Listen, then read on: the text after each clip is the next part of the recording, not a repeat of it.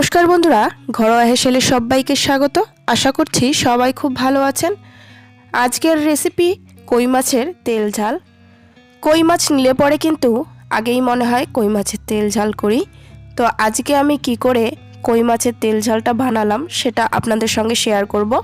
আপনারা বাড়িতেও অনেকেই কই মাছের তেল ঝাল করে খান, কিন্তু আমি কি করে সেটা তৈরি করি সেটা আপনাদের সঙ্গে শেয়ার করব। অবশ্যই আমার চ্যানেলটিতে চোখ রাখুন।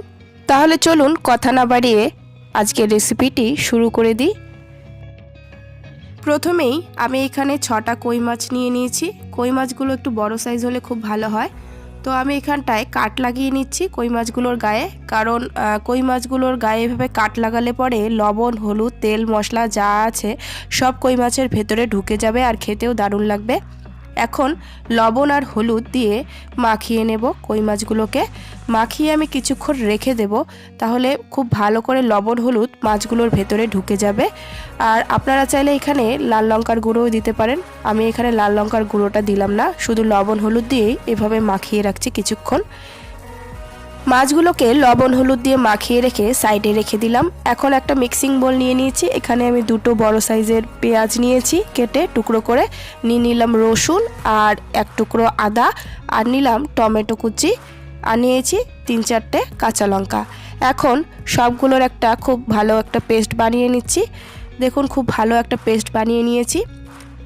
মাছগুলোকে এখন আমি কড়াইতে ভেজে নেব। দিয়ে দিলাম কড়াইয়ে তেল, একটু বেশি পরিমাণেই তেল দিচ্ছি যাতে মাছগুলো সব একবারেই ভেজে নিতে পারি।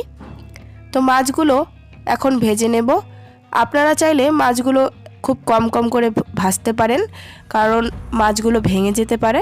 তো আমি একটা একটা করে না ভেজে আমি সবগুলো একবারেই দিয়ে দিয়েছি।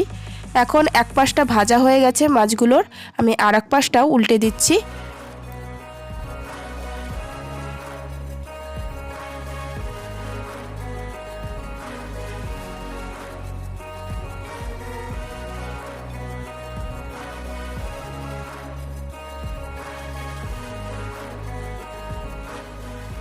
মাছগুলোর এক পাশটা হয়ে যাওয়ার পর আর এক পাশটা হতে দেব। দেখুন, মাছগুলো কিন্তু খুব ভালো করে ভাজা হয়ে গেছে আমার। মাছগুলোকে এখন তেল থেকে তুলে নিচ্ছি। খুব কড়া করে ভাজার কিন্তু কোনো প্রয়োজন নেই, সামান্য একটু এপাশ ওপাশ করে ভেজে নিলেই কিন্তু হয়ে যাবে। আর এখন দেখুন মাছগুলো আমি তুলে নিচ্ছি তেল থেকে। তো তুলে নেওয়ার পর আমি আরেকটু পরিমাণে তেল দিয়ে নিচ্ছি। যেহেতু তেল ঝাল বানাবো সেহেতু একটু বেশি পরিমাণে তেলটা দিচ্ছি। এখন আমি দিয়ে দিলাম কালো জিরে, আর দিয়ে দেব 2-3টে শুকনো লঙ্কা। কালো জিরে আর শুকনো লঙ্কাই আমি ফোড়নে দেব। ফোড়নগুলো একটু ভাজা ভাজা হয়ে গেল। এখন দিয়ে দিচ্ছি মশলার পেস্টটা। মশলার পেস্টটা দেওয়ার পর আমি খানিকক্ষণ তেলের সাথে একটু ভেজে নেব, নাহলে মশলার যে কাঁচা কাঁচা গন্ধটা সেটা রয়েই যাবে। তো খানিকক্ষণ একটু ভেজে নিচ্ছি। এখন দিয়ে দিচ্ছি স্বাদ অনুযায়ী লবণ। আপনারা আপনাদের স্বাদ অনুযায়ী লবণটা দেবেন।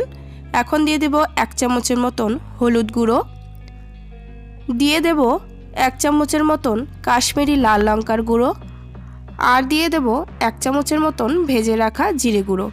এখন মশলাগুলোকে খুব ভালোভাবে মিশিয়ে নিচ্ছি।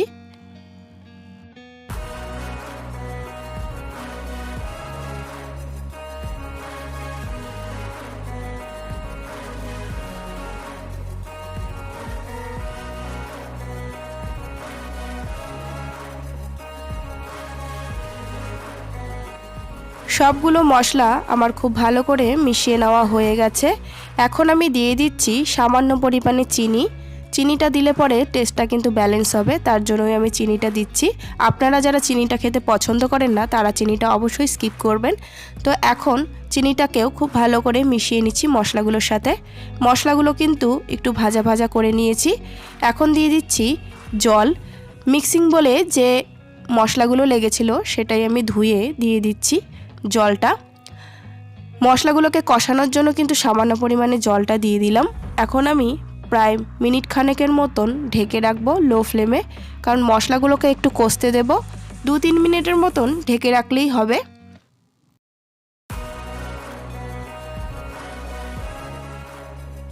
2-3 মিনিট পর আমি ঢাকনাটা তুলে নিচ্ছি। দেখুন তেল কিন্তু ছাড়া শুরু হয়ে গেছে। এগুলো কিন্তু তেল, এগুলো কিন্তু জল না। তেলটা খুব বেশি পরিমাণে দিয়েছিলাম, যার জন্য তেলটা খুব তাড়াতাড়ি ছেড়ে দিয়েছে। জলটা খুব কম পরিমাণে দিয়েছিলাম।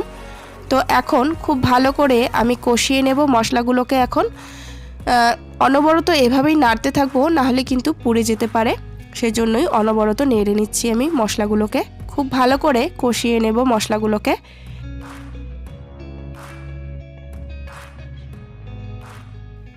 মশলাগুলো খুব ভালো করে আমার কষিয়ে নেওয়া হয়ে গেছে। এখন দিয়ে দিচ্ছি সর্ষে বাটা।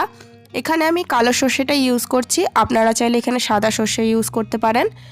আমি এখানে সর্ষেটাকে লবণ আর একটা কাঁচা লঙ্কা দিয়ে বেটে নিয়েছি। তো এখন সর্ষেটাকেও খুব ভালো করে মশলাগুলোর সাথে কষিয়ে নেব। আপনারা চাইলে ঝোলের জল দেওয়ার পরেও কিন্তু সর্ষেটা দিতে পারেন। তো এখন আমি এখানে গরম জল দিয়ে দিচ্ছি। যে কোনো তরকারিতে কিন্তু গরম জল দিলে পরে টেস্টটা কিন্তু দ্বিগুণ হয়ে যায়। তো বেশিক্ষণ সময় লাগবে না জাল উঠতে, কারণ গরম জল দিয়েছি জন্য জাল উঠতে কিন্তু বেশিক্ষণ সময় লাগবে না। দেখুন এখনই কিন্তু জাল উঠেও গেছে। তো আমি আর একটু পরিমাণে জল দিচ্ছি, বেশি জল দেব না, একটু মাখো মাখোই করব। তো দেখুন জাল কিন্তু একদম পুরোপুরিভাবে উঠে গেছে। এখন আমি মাছগুলোকে ছেড়ে দিচ্ছি।